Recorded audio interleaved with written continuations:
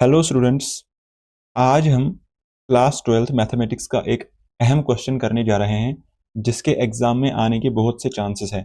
ये क्वेश्चन जो है ये हर बार रिपीट होता है पेपर में। इस एक्सरसाइज में एक क्वेश्चन आता ही आता है और मोस्ट प्रोबेबली जो है ये क्वेश्चन रहता ही रहता है। तो इस चैप्टर का क्या नाम है? Linear programming. इस चैप्टर का नाम है linear programming. The solve the linear programming problem graphically. यहाँ पे हमें बोला है minimize minimize that is equal to -3x plus 4y subject to constraints. हमें कॉन्स्ट्रेंट्स भी गिवन है। कॉन्स्ट्रेंट्स हमें दिए हैं, ये देखो, ये कॉन्स्ट्रेंट्स है। x plus 2y is less than और equal to 8, 3x plus 2y is less than और इक्वल टू 12। और क्या दिए हुए हैं? x इज ग्रेटर देन और equal to 0, y is greater than और इक्वल टू 0। यहाँ पे हमें ये क्वेश्चन सॉल्व करना है और ये क्वेश्चन लगभग ये क्वेश्चन रिपीट होता है क्लास 12th के मैथमेटिक्स पेपर में। तो चलिए इस क्वेश्चन को हम सॉल्व करते हैं, देखते हैं हम इस क्वेश्चन को कैसे सॉल्व कर सकते हैं। सबसे पहले जो है, जो हमें कॉन्स्टेंट्स दिए हुए हैं ये हमें ग्राफ पे प्लॉट करने होंगे।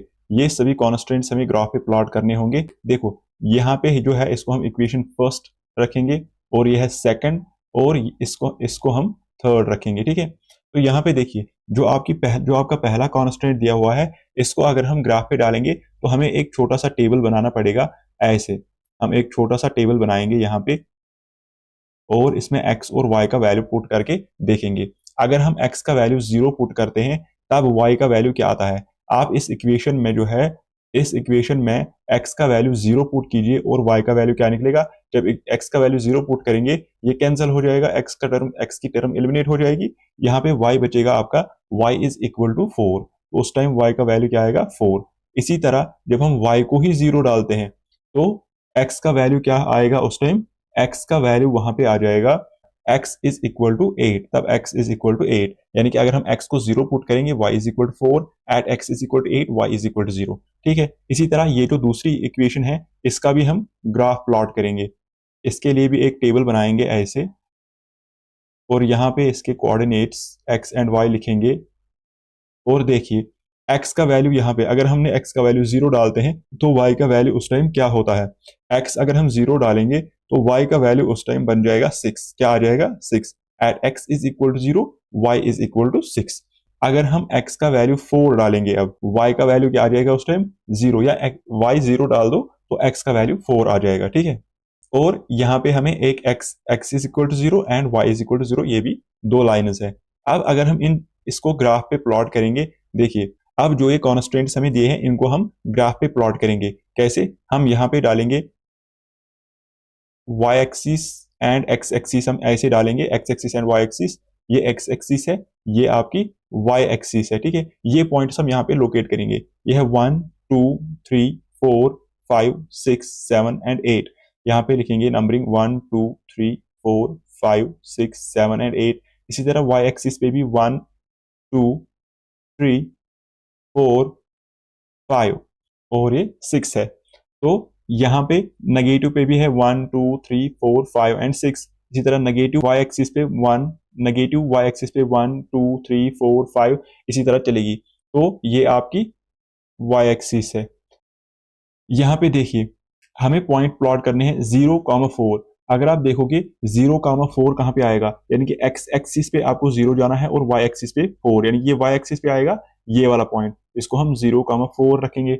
और इसी तरह हम दूसरा पॉइंट भी लोकेट करेंगे 8,0। अब देखिए 8 मीनस x एक्सिस पे 8 चलिए और y एक्सिस पे 0, यानी कि x एक्सिस पे ही आएगा ये पॉइंट। और इन दो पॉइंट्स को यहाँ पे लिखेंगे इसको 8,0। ठीक है, यहाँ पे इन दो पॉइंट्स को हम ज्वाइन करेंगे, एक लाइन बनेगी सपोज L1, सपोज इसका नाम रखेंगे L1। और जो दूसरी लाइन है, दूसरा कॉन्स्टेंट है, उसको भी हम ग्राफ पे प्लॉट करेंगे। ये देखिए x0 y6, x is 0 y is 6, यानी कि y एक्सिस पे यहाँ पे आपका पॉइंट आएगा। ठीक है, और दूसरा इसको हम लिखेंगे 0,6, और दूसरा पॉइंट है 4,0, यानी कि ये x एक्सिस पे पड़ जाएगा यहाँ पे 4,0। तो इसको हम ज्वाइन करेंगे, ये दूसरी लाइन बन जाएगी आपकी, दूसरी लाइन बन जाएगी। ठीक है, ये दूसरी लाइन बन जाएगी। तो यहाँ पे ये जो दो लाइन्स हैं ये आपस में कट करती है यहाँ पे इस पॉइंट पे, तो ये वाला पॉइंट भी आपको निकालना पड़ेगा इसमें। ठीक है, by solving the first and second equation. अब इस ग्राफ को हमने प्लॉट करके रखा है ताकि आपको आसानी से समझ आए। चलिए वहां पे समझ लेते हैं ये कैसे है। ठीक है, ये देखिए यहाँ पे हमने इन दो लाइंस को, इन दो कॉन्स्टेंट्स को यहाँ पे ड्रा किया हुआ है। अब अगर आप देखोगे हमारी जो पहली इक्वेशन थी वो ये थी x plus two Y is less than और इक्वल टू 8, यानी कि L1 थी x plus two Y is less than और इक्वल टू 8। तो हमें क्या करना है, हमें ये जो लाइन है इसके नीचे का जो भी एरिया आता है, इस लाइन के नीचे का जो भी एरिया आता है वो हमें कवर करना है, वो हमें कवर करना है। और दूसरी लाइन जो है वहां पे भी आपको लेस देन और इक्वल टू 12 लिखा है, लेस देन और इक्वल टू 12, यानी कि ये जो दूसरी लाइन है इसके नीचे वाला जो भी एरिया आता है वो हमें कवर करना है। अब अगर आप देखोगे, अगर हम लाइन 1 के एरिया को कवर करते हैं वो कुछ इस तरह से आता है, ये वाला एरिया, ये वाला, ऐसे ऐसे, ये सारा एरिया जो है L1 के नीचे नीचे ये आ जाएगा इसमें, क्योंकि ये लेस देन है तो हमें नीचे जाना है, जो लाइन है इसके लेफ्ट साइड में जाना है, नीचे जाना है। ठीक है, तो इसके बाद अगर आप दूसरी लाइन देखोगे वहां पे भी आपका लिया हुआ है लेस देन, वहां पे भी लेस देन लिखा हुआ है, यानी कि इस लाइन के भी नीचे वाला एरिया जो आता है वो हमें लेना है, ऐसे ऐसे इसके नीचे का भी एरिया हमें सारा लेना है, जो L2 लाइन है, ऐसे ये सारा एरिया आ जाएगा। कौन सा, जो हम यहाँ पे हमने जहां पे एरो मार्क किए हैं। अब अगर आप देखोगे दो और कॉन्स्टेंट्स है हमारे पास, एक है x is greater than 0 and y is greater than और equal to 0। x is greater than और इक्वल टू 0 का मतलब वो एरिया जो इस x एक्सिस के ऊपर ऊपर आता है, यानी कि इस x एक्सिस के ऊपर कौन सा एरिया आता है वो भी हमें लेना है। अगर आप देखोगे x एक्सिस के ऊपर जो एरिया आता है ये वाला एरिया आता है, ये x एक्सिस के ऊपर वाला एरिया आता है, ये पूरा एरिया x एक्सिस के ऊपर आता है। लेकिन और एक कॉन्स्टेंट है जो कि बोलता है y इज ग्रेटर देन और इक्वल टू 0, यानी कि ये जो y एक्सिस है उसके राइट साइड में जो भी एरिया है वो हमें कवर करना है। यानी कि यहाँ पे हम कैसे मार्क करेंगे, वो ऐसे आएगा, y एक्सिस के राइट साइड में ऐसे ऐसे ऐसे वो वाला एरिया हम मार्क करेंगे y एक्सिस के बिल्कुल राइट में। अब अगर आप देखोगे ये जो यहाँ पे कॉमन एरिया होता है वो हमें लेना होता है।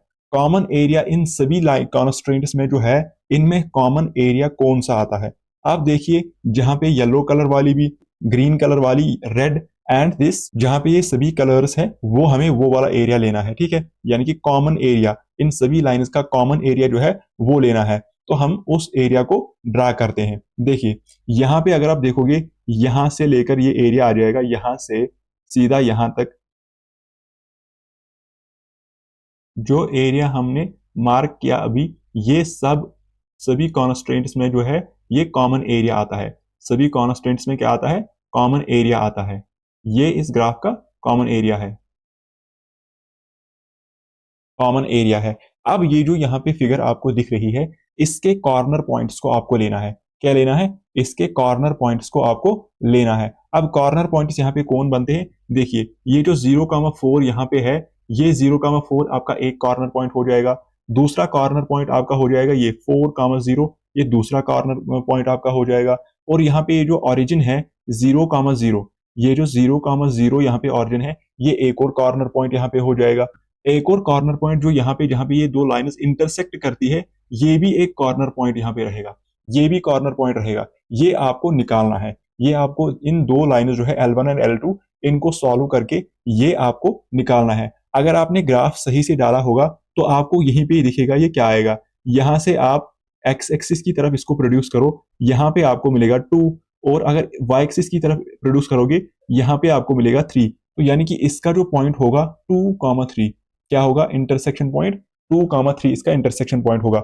आप इन दो इक्वेशंस को सॉल्व भी कर सकते हो, आप इन दो इक्वेशंस को सॉल्व भी कर सकते हो, और यहाँ पे आपको 2,3 जो है ये इंटरसेक्शन पॉइंट मिल जाएगा। ठीक है, अब यहाँ पे हमें पूछा गया है इसको मिनिमाइज करना है, हमें पूछा गया है मिनिमाइज। तो मिनिमाइज करने के लिए हमें क्या करना पड़ेगा, हमें यहाँ से एक टेबल ड्रा करेंगे, यहाँ से एक टेबल ड्रा करेंगे कैसे, यहाँ पे लिखेंगे हम कॉर्नर पॉइंट्स, कॉर्नर पॉइंट्स, और यहाँ से लिखेंगे value corresponding value of z, यहाँ पे लिखेंगे हम कॉरस्पॉन्डिंग वैल्यू ऑफ z।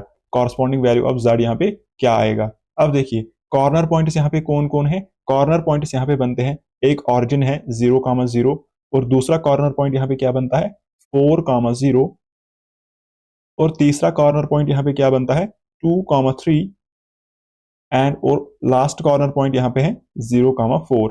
यहाँ पे सब्स्टिट्यूट करेंगे इनको और कॉरस्पॉन्डिंग वैल्यू ऑफ z देखेंगे क्या आएगा, क्योंकि जो z की इक्वेशन है z is equal to -3x plus 4y, यहाँ पे सब्स्टिट्यूट करने हैं और आपको वैल्यू आ जाएगा। देखिए जब 0,0 डालेंगे x is equal to 0, y is equal to 0, तो ये z का value corresponding value of z is 0। अब 4,0 जब x का वैल्यू 4 डालेंगे, y का 0 डालेंगे, तो यहाँ पे आएगा -12। क्या आएगा -12। अब 2 और 3 जब हम डालेंगे तो यहाँ पे आपका कॉरस्पॉन्डिंग वैल्यू क्या आ जाएगा 6 आ जाएगा। क्या आ जाएगा 6 आ जाएगा। तो 0,4 को सब्स्टिट्यूट करेंगे इसमें तो आपका कॉरस्पॉन्डिंग वैल्यू आ जाएगा 16। क्या आ जाएगा 16।